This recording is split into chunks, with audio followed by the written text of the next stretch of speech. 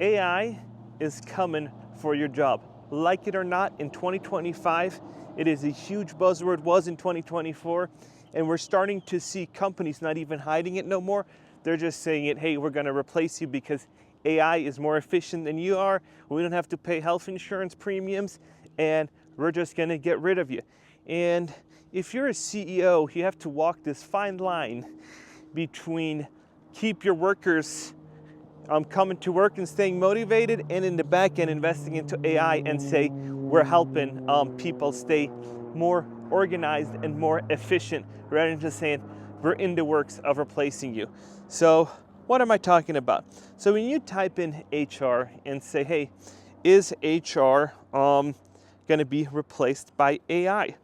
And you can see here that it is, while AI might automate certain HR tasks, it is unlikely to replace human HR professionals entirely. So then, when you look at IBM, the HR news, IBM replaces HR with AI, but the relevance of HR working hasn't faded. IBM sent HR staff packing as AI replaces them, hires more tech sales workers. Microsoft layoff in 2025, clear way for heavy AI investment. IBM CEO, AI replaced hundreds of human resource staff. So we're seeing this news starting to kind of come out, where IBM is just saying, hey, we're gonna start coming after you. Maybe it's AI, most likely it's just complex programming. And when you look at how we've been slowly integrating more technology and automating stuff, and you're using it in your daily life. So when you go to Olive Garden and Applebee's, they have these table-side tablets, and all of a sudden you can order there. So what does that do? That means that, hey, we're gonna lighten the load on the server so you can get your food quicker, and they say it's a more pleasant experience. And that might be the fact that it is more pleasant for you and that you are gonna get the food faster. It just comes at 1 or 2 or 4 or 5 people that used to have server jobs that now don't. And when I look at all these trends, they're coming after everybody. They're coming after healthcare, they're coming after every industry, the legal profession, they're coming after everything. Why? Because it's such a huge market. And how do I know that? Well, in the restaurant business, they already are rolling this out. They got this fryer flippy that I've been talking about for a very long time now, that costs a few $1,000s to rent. You can operate them 24/7. And I even have the math here, how it's gonna, how this actually plays out. So if you're running a food business and you're White Castle or something else that has these fryers, the math looks something like this. So in order to, during peak hours and during prime time, you need somebody to always man the fryer. That's according to them, not to me, right? So 1 fryer workers per shift, 3 shifts per day because it's 8 hours per shift, so $15 an hour, 30 days per month, no overtime costs in this calculation. So how much does the employee cost? So this is what payroll would kind of look like for somebody to man a fryer if it's a very busy place where there's constant turnaround time. So now you can either spend $10,800 on employees that call out, that feel sick, that aren't motivated, that just what humans have. They have good days, they have bad days, and they don't always get it right. So now you could lease Flippy for $3,000 a month. And this is a course of Miso Robotics data. So now, as the business owner, if you install Flippy, you have either 10,000 employee cost or 3,000 equals Flippy cost. So now you would save $7,800 a month with implementing that tool. And when I get comments like this that say AI is not coming for healthcare or AI isn't. So here we go. It said, hey, next you should come after nursing and how they are going to be mass layoffs and how we all are going to lose to AI. Come on, Rico. And to that I say, it's in the works. Nobody, no smart CEO would ever come out and say that this is the path forward and we're looking at doing these investments. No, because then you'd be motivated, as I said, and you'd be discouraged. So let's watch a video of how they're starting to do it. Meet Cairo, the newest worker at MedStar Georgetown University Hospital's oncology pharmacy. His colleagues say he's quiet, punctual, and pulls his weight, preparing roughly 40 of the hospital's 100 chemotherapy orders a day. Pharmacist Mame Adaka is a co-worker. He works really well alongside our team, but he's also a very important part of our team. Is he competition? No, we don't compete here. Mixing chemo drugs can be dangerous. The toxic formulas designed to kill cancer cells pose a risk to the pharmacists who handle them, requiring protective gear in the event of a spill. And you can see in front of the robot there's a screen right now. Senior pharmacy director Long Trin says Cairo reduces that risk and increases productivity. It takes now 10 minutes on average for chemotherapy to be prepared by a robot, where it took maybe 20 minutes to be prepared by an employee. Cairo's specialty, some of the most commonly used chemo drugs that treat 14 cancers, including breast and lung. Barcodes and cameras track Cairo's moves, ensuring the mixtures are correct. And then the chemo is handed off. What is this? Well, this is Luke, our delivery robot. After the chemotherapy medication is compounded, the medication can then be placed in the delivery robot to be delivered to the infusion suite for our nurse. Luke is pre-programmed to follow a specific route between the pharmacy and patients, equipped with sensors to make sure he doesn't bump into anything. More and more hospitals are using robots. Sir Mix-a-Lot does chemo prep at the Mayo Clinic. You could run into Robot Tussin, Zippy, and Charlotte at Dartmouth's Hitchcock Medical Center. And big pharmacies like Walgreens have robots manning micro-fulfillment centers to combat human pharmacist burnout. They don't have to count and put pills in bottles, and actually putting them more on a patient-facing and a consumer-facing health journey. At Georgetown, It then routes to the robots. Trin insists Cairo won't replace people, but make pharmacists' jobs easier. We can reimagine where the pharmacist's work can be located at, perhaps now located right at the patient bedside, working with the nurses, the physician to provide direct patient care. Machines and man working together for better care. Ann Thompson, NBC News, Washington. Okay, so we watched this video, and this doesn't necessarily have to be an uncredible or credible source, as this person says. No, it is in the back of their minds of every CEO. How can we optimize our business? How can we optimize profit? And this is what the business does. It doesn't care literally about you, me, or anybody else. They care about their shareholders and how to give maximum ROI back to everything, right? And when I look at United Healthcare, even they've implemented AI to approve claims, to deny claims. Is it working? You could arguably say, yeah, no, maybe, save them a lot of money, but it is coming. So you saw how they did, oh, this is for cancer patients, and it does these mixes probably better than humans with no errors.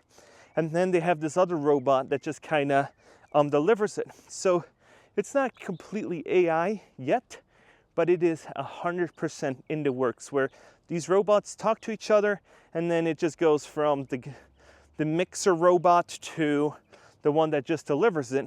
And they have these at restaurants now too, where right on the picture here, where they just deliver your food to the table. So all of a sudden, you might not need a nurse to do all that kind of stuff. You just might them to administer it. And as I'm like looking into this AI craze, and I'm looking at all these companies that are doing it, Microsoft's doing it, NVIDIA has shown like, hey, we want to replace nurses. They came out and said, hey, we're looking at doing that. So they literally came out.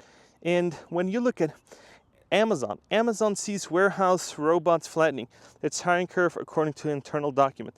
So what exactly do they want to do?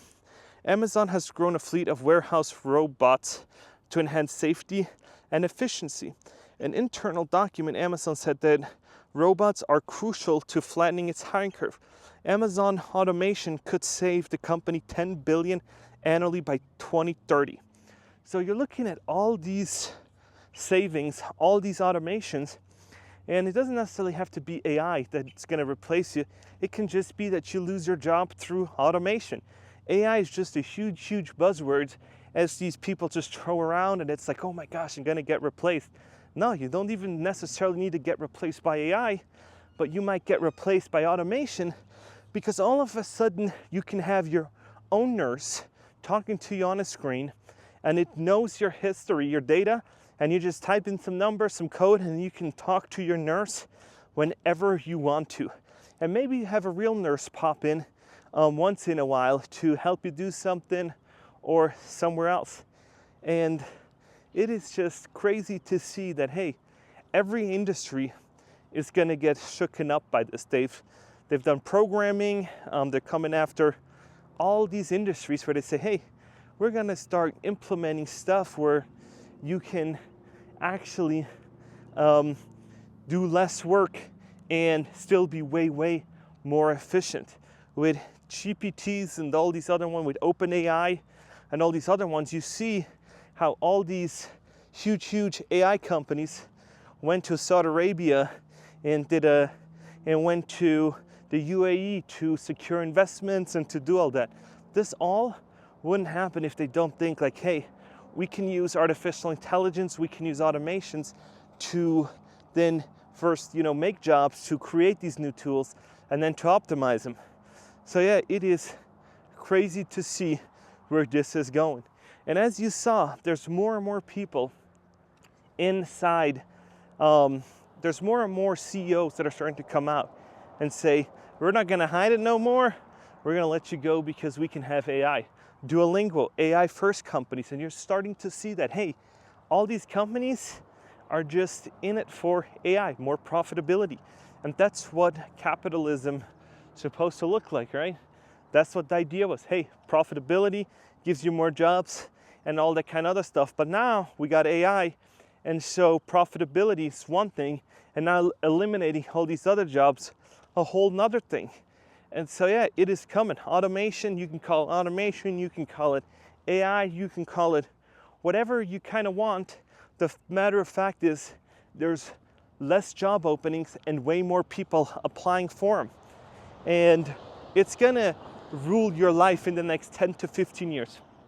So check out where the early 2000s, like 20 years ago, where we were with technology-wise, and now where we're at today with the advancement we've made and with the advancement in just intelligence of the internet, of where devices could talk to each other, where we can have interactions with each other easier than we've ever did. So yeah, it's something's coming, and I think you're pretty foolish to think that your industry is just going to be left alone.